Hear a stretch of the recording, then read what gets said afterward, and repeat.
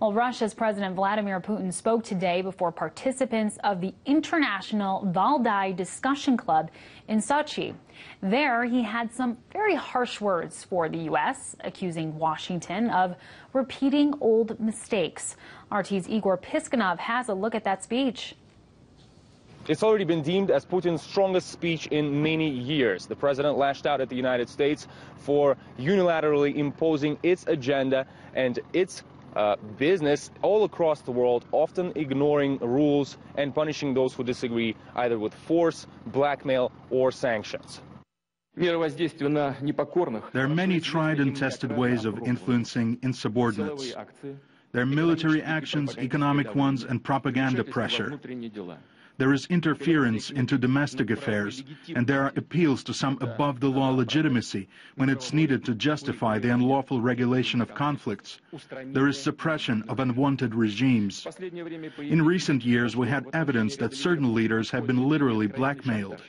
It's not in vain that the so-called Big Brother has been spending billions of dollars on spying around the world, also spying on his close allies. The president also accused the West of failing to learn from its mistakes, reminding how a long time ago, during the Soviet Union's campaign in Afghanistan, military campaign in Afghanistan, many Western nations and Washington specifically trained and supplied jihadists there who were fighting against Soviet troops with weapons, and then they were forced to fight these jihadists themselves in the face of Al-Qaeda or the Taliban. And now we're seeing the emergence of ISIS, which pretty much emerged from, largely from the rebels in Syria, who also were supported openly by many Western nations, including financially and with arms. And now ISIS isn't only fighting against the same exact Western nations, but is also destroying the Middle East. In Syria, the United States and its allies have begun directly to finance and send arms to the fighters there. They began encouraging filling their ranks with mercenaries from different countries. Let me just ask this: where are the militants getting the money from, their weapons from, and their military specialists from? How did it come about that this so-called ISIS turned into a powerful group, practically an army? Vladimir Putin was also asked a question about the different approach in the West to the reunification of Russia and Crimea, and here's what he had to say on that. You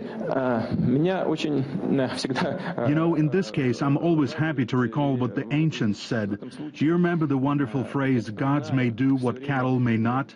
Well, we can't agree to such a statement.